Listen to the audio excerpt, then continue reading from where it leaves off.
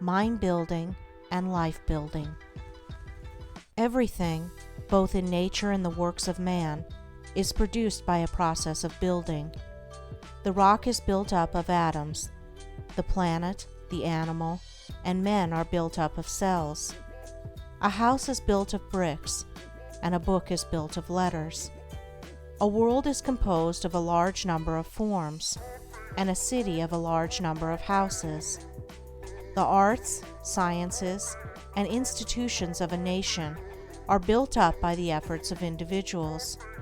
The history of a nation is the building of its deeds. The process of building necessitates the alternate process of breaking down. Old forms that have served their purpose are broken up, and the material of which they are composed enters into new combinations. There is reciprocal integration and disintegration. In all compounded bodies, old cells are ceaselessly being broken up, and new cells are formed to take their place. The works of man also require to be continually renewed until they have become old and useless, when they are torn down, in order that some better purpose may be served. These two processes of breaking down and building up in nature are called death and life. In the artificial works of man, they are called destruction and restoration. This dual process, which obtains universally in things visible, also obtains universally in things invisible. As a body is built of cells and a house of bricks, so a man's mind is built of thoughts. The various characters of men are none other than compounds of thoughts of varying combinations. Herein we see the deep truth of the saying, "As a man thinketh in his heart, so is he." Individual characteristics are fixed processes of thought.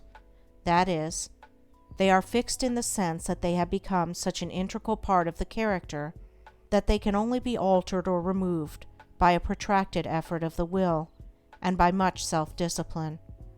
Character is built in the same way as a tree or a house is built, namely, by the ceaseless addition of new material, and that material is thought. By the aid of millions of bricks a city is built. By the aid of millions of thoughts, a mind, a character, is built. Every man is a mind builder, whether he recognizes it or not. Every man must perforce think, and every thought is another brick laid down in the edifice of mind. Such bricklaying is done loosely and carelessly by the vast number of people, the result being unstable and tottering characters that are ready to go down under the first little gust of trouble or temptation. Some also put into the building of their minds large numbers of impure thoughts. These are so many rotten bricks that crumble away as fast as they are put in, leaving always an unfinished and unsightly building, and one which can afford no comfort and no shelter for its possessor. Debilitating thoughts about one's health, enervating thoughts concerning unlawful pleasures, weakening thoughts of failure, and sickly thoughts of self-pity and self-praise are useless bricks with which no substantial mind temple can be raised. Pure thoughts, wisely chosen and well placed, are so many durable bricks which will never crumble away, and from which a finished and beautiful building, and one which affords comfort and shelter for its possessor, can be rapidly erected. Bracing thoughts of strength, of confidence, of duty, inspiring thoughts of a large, free, unfettered, and unselfish life, are useful bricks with which a substantial mind temple can be raised, and the building of such a temple necessitates that old and useless habits of thought be broken down and destroyed. Build thee more stately mansions, O my soul, as the swift seasons range. Each man is the builder of himself. If he is the occupant of a jerry-built hovel of a mind that lets in the rains of many troubles, and through which blow the keen winds of oft-reoccurring disappointments, let him get to work to build a more noble mansion, which will afford him better protection against those mental elements.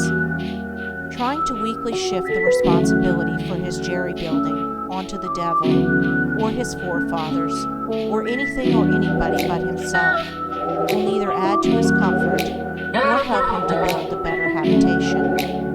When he wakes up to a sense of his responsibility and the approximate estimate of his power, then he will commence to build like a true workman, and will produce a symmetrical and finished character that will endure and be cherished by posterity, and which, while affording a never-failing protection for himself, will continue to give shelter to many a struggling one when he has passed away.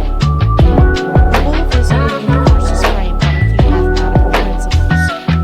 All the wonderful works of man in the material world have been brought about by the rigid observance of a few underlying principles, and all that there is to the making of a successful, happy, and beautiful life is the knowledge and application of a few simple root principles. If a man is to erect a building that is to resist the fiercest storms, he must build it on a simple mathematical principle or law, such as the square or the circle. If he ignores this, his edifice will topple down even before it is finished. Likewise, if a man is to build up a successful, strong, and exemplary life, a life that will stoutly resist the fiercest storms of adversity and temptation, it must be framed on a few simple, unconventional principles.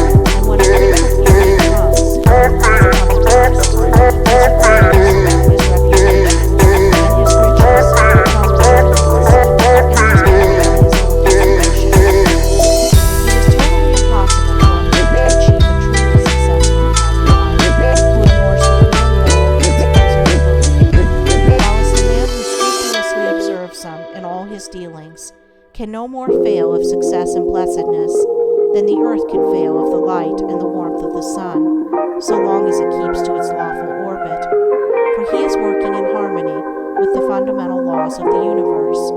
He is building his life on a basis which cannot be altered or overthrown, and therefore all that he does will be so strongly durable, and all the parts of his life will be so coherent, harmonious, and firmly knit, that it cannot possibly approach or ruin.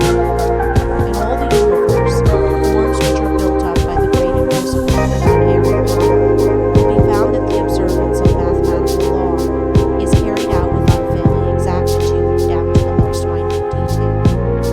The microscope reveals the fact that the infinitely small is as perfect as the infinitely great. A snowflake is as perfect as a star.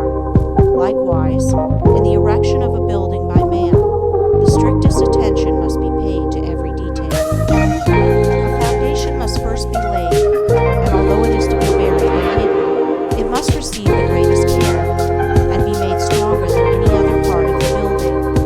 Then stone upon stone, brick upon brick, is carefully laid with the aid of the plumb line, until at last the building stands complete in its durability, strength, and beauty. Even so it is with the life of a man.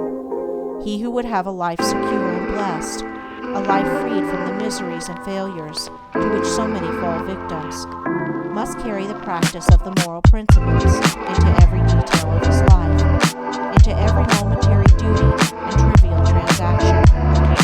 In every little thing he need be thorough and honest, neglecting nothing.